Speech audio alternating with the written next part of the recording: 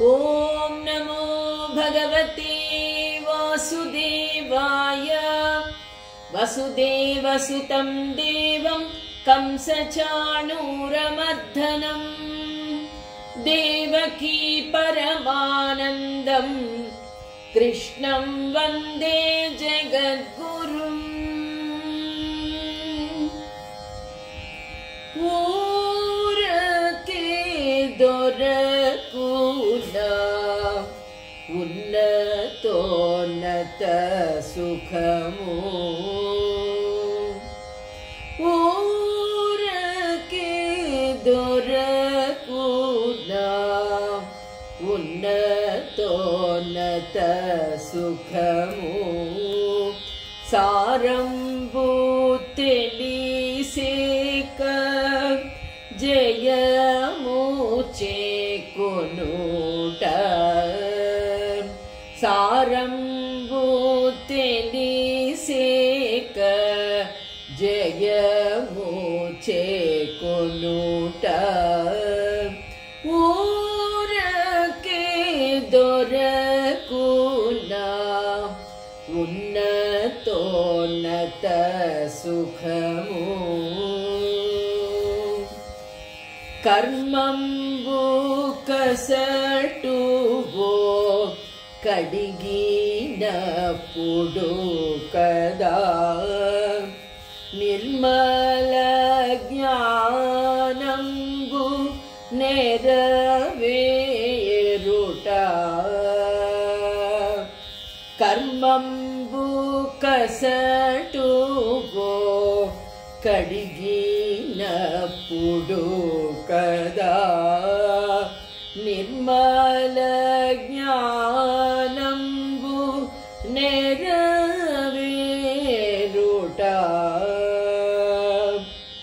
మర్మంబు శ్రీహరిని మరుగుచొచ్చిన కదా, మర్మంబు శ్రీహరిని మరుగుచొచ్చిన కదా, కూర్మి తన జన్మము ఎక్కుడుకెక్కుడౌట, మర్మంబు శ్రీహరిని మరుగుచొచ్చిన కదా, కూర్మి తన జన్మమెక్కుడుకెక్కుడౌట, ఊరకే దొరకునా ఉన్నతోన్నత సుఖము, సారంబు తెలిసేక జయము చేకొనుట. ఆత్మబంధువులారా, భగవద్భక్తులారా, ఊరకే దొరకునా ఉన్నతోన్నత సుఖము, సారంబు తెలిసాక జయము చేకొనుట అంటే ఈ జన్మము ఎత్తినందుకు నిజమైన సుఖము అంత సులభంగా దొరుకుతుందా? ఊరకే దొరకునా ఉన్నతోన్నత సుఖము, మామూలు సుఖము కాదు, ఈ ప్రాపంచిక సుఖాలు కాదు, నిజమైన ఆత్మ సుఖము ఎప్పుడు దొరుకుతుంది? సారంబు తెలిసాక అంటే మన జన్మము ఎందుకు ఎత్తాము, ఆ భగవంతుణ్ణి సేవించినప్పుడే, నిజమైన ఆత్మజ్ఞానము కలిగినప్పుడే మనకు నిజమైన ఆత్మ సుఖము లభిస్తుంది. కర్మంబు కసటువో కడిగినప్పుడు కదా నిర్మల జ్ఞానంబు నెరవేరుట అంటే, కర్మంబు కసటువో కడిగినప్పుడు కదా అంటే మనం చేసే కర్మలు, మంచి కర్మలు మనం చెప్పుకుంటున్నాం కదా, మంచి కర్మలు చేసినప్పుడు పుణ్యమో లభిస్తుంది. అలా కాకుండా పాపములు ఎక్కువ చేసినప్పుడు ఏమవుతుంది?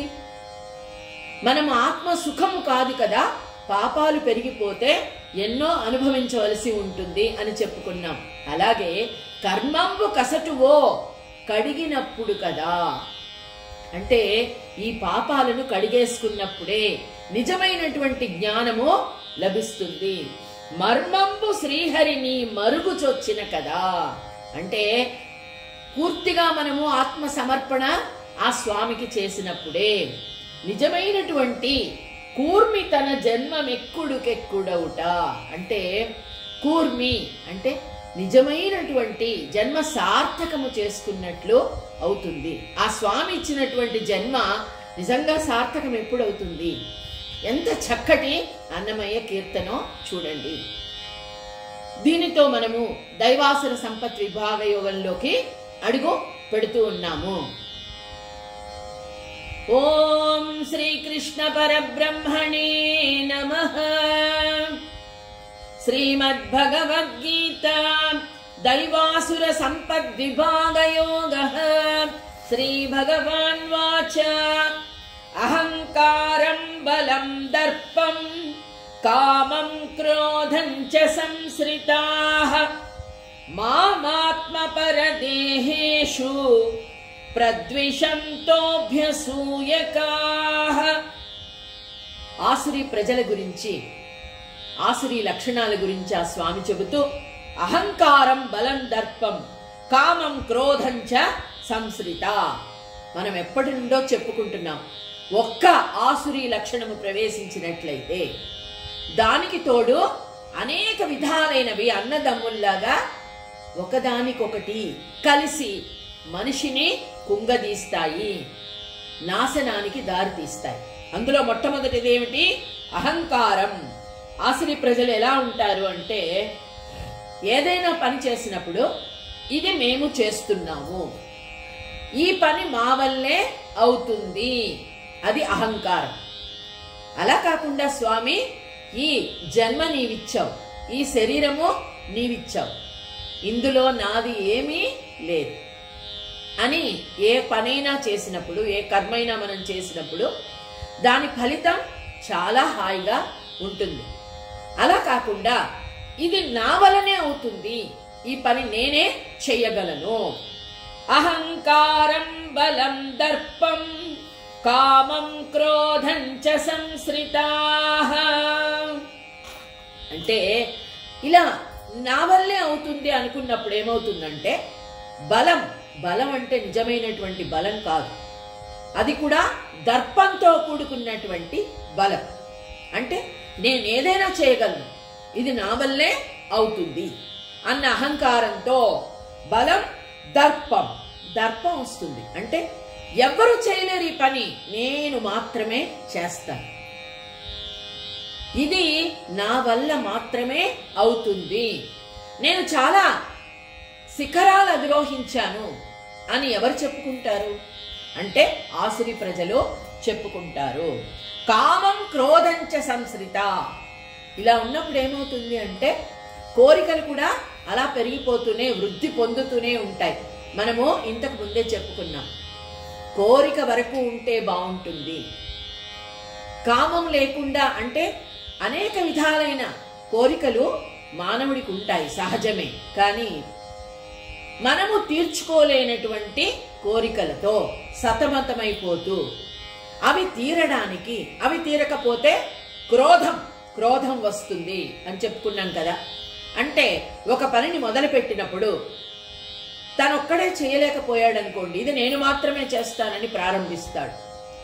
అలా కాకుండా దీనికి మీ అందరి సహకారం అవసరం, ఆ భగవంతుడి సహకారం నాకు అవసరం, మానవుల సహకారం కూడా అందరిది కావాలి, ఆత్మీయతతో అందరం కలిసి చెయ్యాలి అని ఎవరైతే అనుకుంటారో ఆ కార్యం తప్పకుండా మంచి ఫలితాన్నే ఇస్తుంది. అలా కాకుండా నేను మాత్రమే చెయ్యాలి, నాకు మాత్రమే పేరు రావాలి అని అనుకున్నప్పుడు ఏమవుతుందంటే ఆ కోరిక తీరనప్పుడు క్రోధం, ఏం చేయాలో తెలియక క్రోధము ఎక్కువవుతుంది. క్రోధం చ సంశ్రిత. అప్పుడేమవుతుంది? తమోగుణము అభివృద్ధి చెందుతుంది. తమోగుణం అంటే ఎదుటి మనిషిని ఏ విధంగా హింసిస్తామా, తన కోరిక నెరవేరనప్పుడు అనేక విధాలైనటువంటి దారులు తొక్కుతాడు మనిషి. తన క్రోధాన్ని చాటుకోవడానికి ఎన్నో మార్గాలు తొక్కవలసి వస్తుంది కోరిక నెరవేరనప్పుడు. మూర్ఖత్వం, అహంకారం దర్పం ఇవన్నీ కూడా వస్తాయి. అయితే అహంకారము బలము రెండు కలిసినప్పుడు అభిమాన సముద్రము హద్దు మీరి దురభిమానము మనం చెప్పుకున్నాం దుర్యోధనుడి గురించి.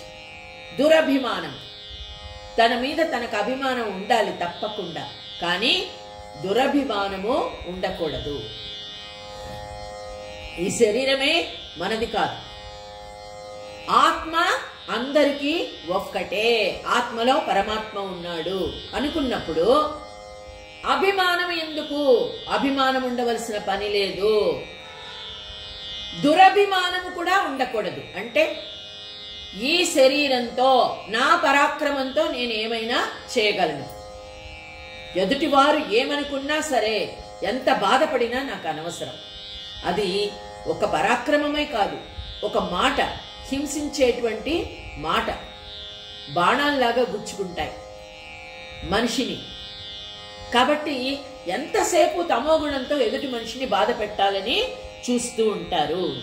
అలా ఉన్నప్పుడు గర్వం ఎక్కువైనప్పుడు ఏమవుతుంది? కామము కూడా వృద్ధి పొందుతుంది. క్రోధాగ్ని ఎలా ఉంటుందంటే ఎదుటి మనిషిని నిలువునా నిట్ట నిలువునా దహించి వేసేంత క్రోధము. దానితో ఏం చేయడానికైనా సరే వెనుకాడరు, ఆ విధంగా ఉంటారు. అదే విధంగా చూడండి, ఇట్లాంటి ఆసురీ ప్రజలు ఏం చేస్తారంటే మొట్టమొదట జారణ మారణ హోమాలు మన సమాజంలో జరుగుతున్నవి అవే. అంటే అక్రమంగా సంపాదించడం కోసం ఎంతో మందిని మోసం చేస్తూ అనేక విధాలైనటువంటివి మోసాలు, ధనాన్ని, అంటే నీది కాని ధనము నీకెందుకు, భగవంతుడిచ్చిన దానితో తృప్తిగా ఉన్నట్లయితే ఎదుటి మనిషిని నాశనం చేయవలసిన అవసరమే లేదు. నీ ధర్మకార్యాలు చేస్తూ ధర్మంగా సంపాదిస్తూ, ధర్మ అర్థ కామ మోక్షాలు, ధర్మంగా అర్థాన్ని సంపాదించినట్లయితే చాలా ఆత్మతృప్తి లభిస్తుంది. మనకు ఉండి మనం 10 మందికి పెట్టగలిగితే అంతకంటే ఆత్మతృప్తి ఇంకొకటి లేదు. సహాయము చేయగలిగితే చేతనైనంత, అది లేకుండా అక్రమంగా సంపాదన, దానికోసము ఎన్నో దారులు తొక్కుతూ మనుషులను మోసం చేస్తూ ఇక రక్త మాంసాలను కూడా వ్యయమునర్చడానికి సిద్ధంగా ఉంటారు. హింస, ఎదుటి మనిషిని హింసించడం చూస్తున్నాం కదా మనం అనేక రకాలుగా. ఎక్కడో తీసుకువెళ్ళి దాచిపెట్టేస్తారు, డబ్బులు కావాలని అడుగుతారు, కిడ్నాప్ చేస్తారు. దీనికోసం దొంగతనాలు, మారణ హోమాలు, జారణ మారణ హోమాలు, స్త్రీలను ఎంతో మందిని హింసిస్తూ ఉన్నారు, శారీరకంగా మానసికంగా హింసిస్తూ ఉన్నారు. స్త్రీ మాతృదేవత, ప్రతి స్త్రీలో తల్లిని చూడగలిగిన నాడు మన దేశం సుభిక్షంగా ఉంటుంది. అది ఆ మహాత్ముడు కోరుకున్నటువంటి నిజమైనటువంటి స్వతంత్ర భారతదేశం. అంతేగాని ఎప్పుడొస్తుంది నిజమైన స్వతంత్ర భారతదేశం అంటే ఈ మారణ హోమాలన్నీ కూడా అంతరించినప్పుడే. ఆ విధంగా ఉండరట వీళ్ళు. అంతేకాదు, నా అనేటువంటి ఆత్మతత్వానికి మిక్కుటమగు తాపమును కలిగింతురు. ఆత్మతత్వం లేకపోయినప్పుడు, ఇది ఆత్మ ఒక్కటే అందరిలో అని లేనప్పుడు, నా శరీరము, నా కుటుంబము, నా సంపాదన, ఆ నా అన్నది పక్కన పెట్టినప్పుడు మాత్రమే చాలా ఆనందంగా ఉంటారు ఎవరైనా. అదే చెప్తున్నాడు. ఇక చూడండి, ఈ దురంతాల వల్ల కష్టం ఎవరికి కలుగుతుంది అంటే నాకే కలుగుతుందని చెప్తున్నాడు ఆ స్వామి. మామాత్మ పరదేహేషు ప్రద్విషంతోభ్యసూయకాః. ఎందుకంటే ఆ పరమాత్మ ఆత్మలో ఉంటాడు. మామాత్మ పరదేహేషు, దీనివల్ల వీళ్ళు చేసే మారణ హోమాల వల్ల, పాపాల వల్ల ఎవరికి బాధ కలిగేది అంటే ప్రతి ఆత్మలో నేనున్నాను కాబట్టి ఆ బాధ, నొప్పి నాకు కలుగుతుంది అర్జున అని చెప్తున్నాడు ఆ స్వామి స్వయంగా భగవద్గీతలో. ఇది నిజంగా అర్థం చేసుకున్నట్లయితే ఎవ్వరు కూడా హింసలకు పాల్పడరు, అకృత్యాలు చెయ్యరు. అదే చెప్తున్నాడు. ఇక చూడండి ఎట్లాంటి వాళ్ళు నాకు ఇష్టము అని ఆ స్వామి చెప్తున్నాడు. పతివ్రత, నిజమైన పతి, ఒక సాధువు. పతివ్రత అంటే భర్తని పెళ్లి చేసుకున్న తరువాత నా భర్తే నాకు సర్వస్వం అని భావించేటువంటి స్త్రీ. సాధువు అంటే ఎదుటి మనిషి ఎన్ని అకృత్యాలు చేసినా, సాధు అంటే మనం చెప్తాం ఆవుని సాధు జంతువుగా పోలుస్తాం మనం. ఎందుకని? అది ఏది కూడా ఆశించదు. ఒక గడ్డిని స్వీకరిస్తుంది, ఎన్నిస్తుంది, పాలిస్తుంది. ఆవు పేడను మనము చాలా కార్యక్రమాలకు ఉపయోగించుకుంటాం, శుద్ధి కార్యక్రమాలకు ఉపయోగించుకుంటాం. అలాగే ఆవు మూత్రం ఎన్ని ఉపయోగించుకుంటున్నాం మనం. కానీ సాధు జంతువు ఏది ఆశించకుండా ఉంటుంది. అలాంటి వాళ్ళు నాకు ఇష్టం అంటున్నాడు స్వామి. అంతేకాదు దాత, ఎవరైనా అడగకుండానే వాళ్లకు కావలసినటువంటిది మనము దానము చేయగలిగిన వాడే నిజమైనటువంటి దాత. ఎవరో అడిగి మనమేదో మనకున్నంతలో ఇచ్చేది కాదు, వారి అవసరాన్ని చూసి ఆదుకున్నవాడే నిజమైనటువంటి దాత. అతడి ఇష్టమట. అంతేకాదు మహాత్ముడు. మహాత్ముడు అంటే ఎన్ని అన్నా సరే భరించి, చాలా సత్వగుణంతో అన్ని భరిస్తూ, ఈ శరీరమే నాది కానప్పుడు ఎవరెన్ని అనుకుంటే నాకేమిటి అని భావిస్తాడు కదా. అలాంటి వాడు ఆ స్వామికి ఇష్టం. యాజ్ఞికుడు అంటే యజ్ఞం చేసేటువంటి వారు. అంటే ఏంటి? తమ కోసం తమ యజ్ఞం చేయడం కాదు. సర్వే జన సుఖినో భవంతు, లోకా సమస్త సుఖినో భవంతు. ఈ లోకమంతా చల్లగా ఉండాలి అనుకుని ఎవరైతే యజ్ఞం చేస్తారో అలాంటి వాళ్ళ స్వామికి ఇష్టమట. లోకోత్తర తాపసి. లోకోత్తర తాపసి ఈ లోకం కోసం తపస్సు చేసేటువంటి వాడు. సన్యాసి, నిజమైన సన్యాసి. నిజమైన సన్యాసి అంటే బట్టలు కట్టుకొని ఊరికే ముక్కు మూసుకొని ఎక్కడో అడవిలో కూర్చుని సంసారం గురించి ఆలోచించేవాడు కాదు సన్యాసి. సంసారంలో ఉంటూనే కర్మ వదలకుండా చేస్తూ తామర ఆకు మీద నీటి బొట్టులాగా ఎవడైతే ఉంటాడో వాడే నిజమైన సన్యాసి. అతడే నాకు ఇష్టం అని చెప్తూ ఉన్నాడు. వీరందరూ నిజమైన భక్తుడెవడు అంటే భక్తి ఆ భగవంతుడికి సమర్పించేది పత్రం పుష్పం ఫలం తోయంబని రుక్మిణీదేవి సమర్పించిన చందముగా ఆ కుచేలుని చేరడటుకులు భక్షించి ఇంపైన సంపదలిచ్చినావు. అంతే కదా. ఆ స్వామి ఒక చిన్న తులసి దళానికి తూగాడు. భక్తి, అదే భక్తి. భక్తితో సమర్పించేది నాకు కావాలి. నాకు సంపదలు కాదు, ఆడంబరాలు కాదు. అదే ఆ స్వామి చెప్తూ ఉన్నాడు. తృణమో పణమో తులసీ దళం. భక్తితో ఆత్మసమర్పణ ముఖ్యము. నిజమైన భక్తుడు నాకు ఇష్టము అంటూ ఉన్నాడు. దీని వలన ఏమవుతుంది? ఈ ఆచరణ ఎవరైతే నిజంగా చేస్తారో మనసా వాచా కర్మణ, శ్రౌత స్మార్తాది క్రియానుష్ఠానాలు అన్నీ కూడా పవిత్రాలవుతాయి. అంటే మనం మాట్లాడే మాట, మనం చేసే పని, ప్రతి కర్మ కూడా పవిత్రంగా మారుతుంది. అర్జున అంటున్నాడు, తానహం ద్విషత క్రూరాన్ సంసారేషు నరాధమాన్ క్షిపామ్యజస్రమశుభాన్ ఆసురీష్వేవ యోనిషు. తానహం ద్విషత క్రూరాన్ సంసారేషు నరాధమాన్. ఈ విధంగా నన్ను ఎప్పుడు ద్వేషిస్తూ ఉంటారే వారికి ఎట్లాంటి నేను కష్టాలు కలిగిస్తానో నీకు తెలుసా అంటూ ఉన్నాడు. మానవ శరీరం అనేటువంటి దారాన్ని ఆశ్రయించి ఉన్నాం మనమంతా.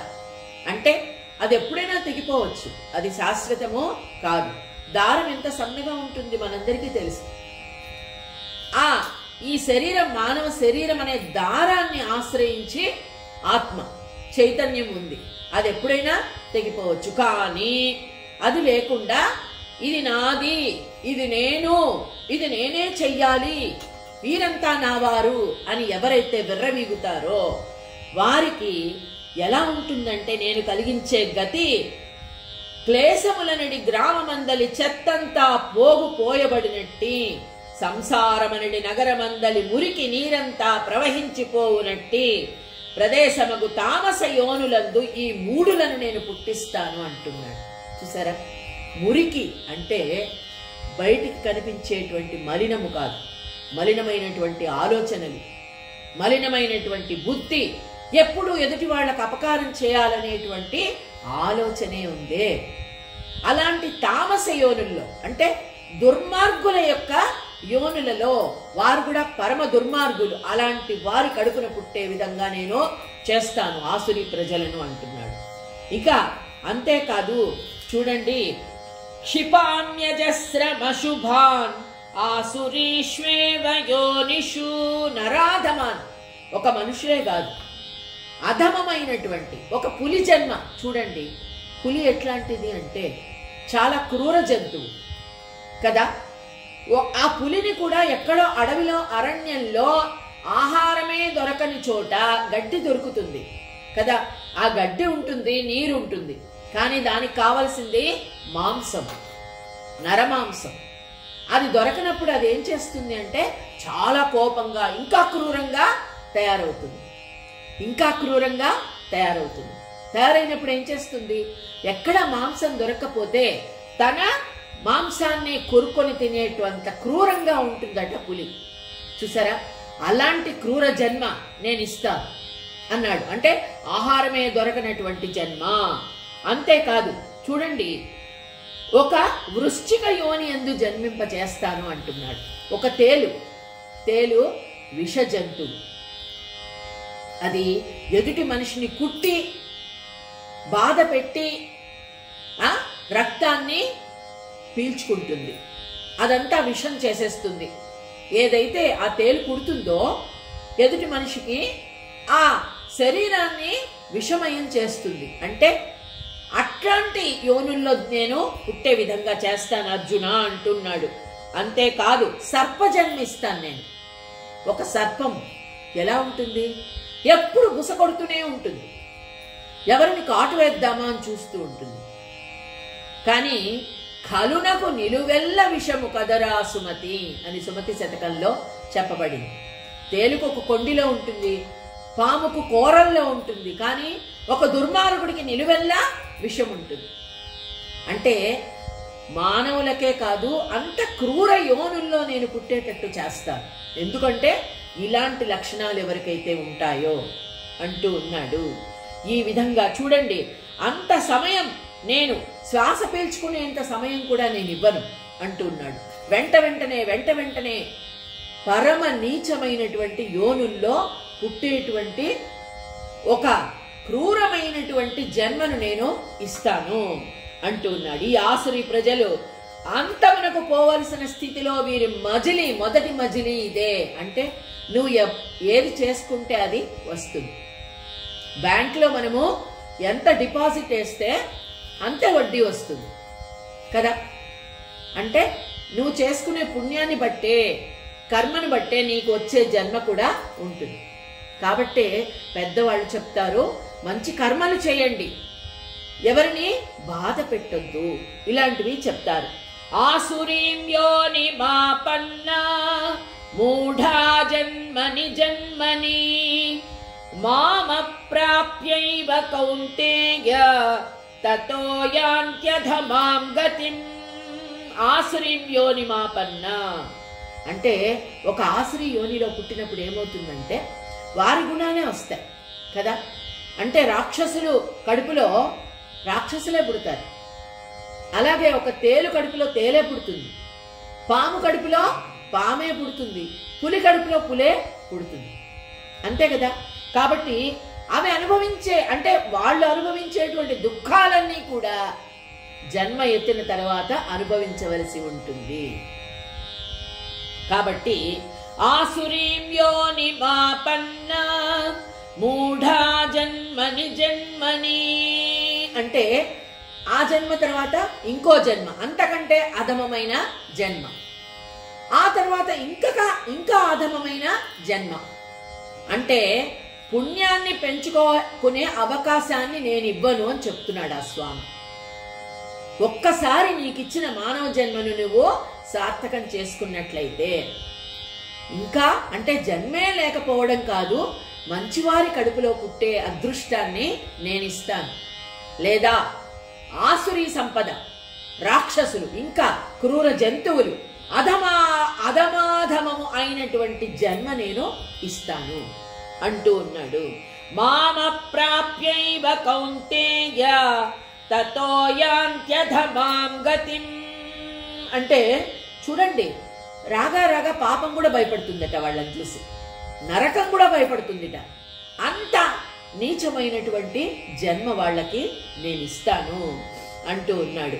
అమంగళము కూడా వీరిని చూసి అసహ్యించుకుంటుందట.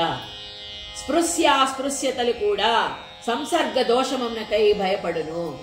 అంటే ముట్టుకోవడానికి కూడా నిజమై అస్పృశ్యులు కూడా ముట్టుకోవడానికి భయపడతారట. చూడండి, అంత నీచమైన జన్మ నేను ఇస్తాను అంటూ ఉన్నాడు. ఈ మూర్ఖులు చూసారా, ఇన్ని చేసిన తర్వాత ఏం సాధిస్తున్నారు మూర్ఖులు? మనం అందరము ఎంతో మంది గురించి విన్నాం, మహాత్ముల గురించి విన్నాం, అలాగే పాపాలు చేసి నరకానికి పోయినటువంటి వారి గురించి కూడా విన్నాం. పుణ్యాలు చేసి ఇప్పటికి కూడా ధ్రువుడు నక్షత్రంగా ఆకాశంలో ఉన్నాడు. చిన్న పిల్లవాడుగా ఉన్నప్పటికీ ఆ భగవంతుణ్ణి తెలుసుకుని ఎప్పటికీ నక్షత్రంగా, ధ్రువ నక్షత్రంగా ఆకాశంలో నిలిచిపోయాడు. మనము తెలుసుకోవలసింది అదే.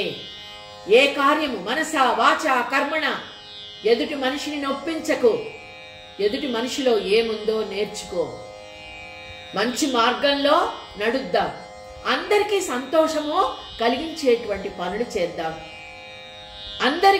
అందరూ సంతోషంగా ఉండాలి, అందరిలో నేనుండాలి అన్న భావనతో ఎవరైతే ఉంటారో వారికి ఆ స్వామి చక్కటి జన్మ ఇస్తాడు. కాబట్టి చూడండి, ఎచ్చట పైన చెప్పబడిన దంభాది షడ్దోషములు కాన్పించునో అచ్చట పాదము కూడా పెట్టకూడదు. అందుకే మనము ఎప్పుడూ ఒకటి తెలుసుకోవాలి, ఎప్పుడు కూడా మంచి వారితో సాంగత్యం చెయ్యాలి. సత్సంగత్వే నిస్సంగత్వం, మళ్ళీ మళ్ళీ అదే చెప్పుకోవాలి. నిస్సంగత్వే నిర్మోహత్వం, నిర్మోహత్వే నిశ్చలతత్వం, నిశ్చలతత్వే జీవన్ముక్తి. భజ గోవిందం భజ గోవిందం గోవిందం భజ మూఢమతే, సంప్రాప్తే సన్నిహితే కాలే నహి నహి రక్షతి నృక్కుంకరణే. చూసారా ఎంత మంచి విషయాలు ఆ స్వామి. ఏది అనుసరించాలి, ఏది అనుసరించకూడదు, ఎలా ఉండాలి, ఎలా ఉండకూడదు, అంత చక్కగా మనకి ఈ దైవాసుర సంపద్ విభాగ యోగంలో చెప్పాడా స్వామి. మనం కూడా సాధ్యమైనంత వరకు ఆత్మ సుఖాన్ని ఏది ఇస్తుందో మనము తెలుసుకుని ఆయన మార్గంలో నడవడానికి ప్రయత్నం చేద్దాం. ఓం శ్రీకృష్ణ పరబ్రహ్మణే నమః.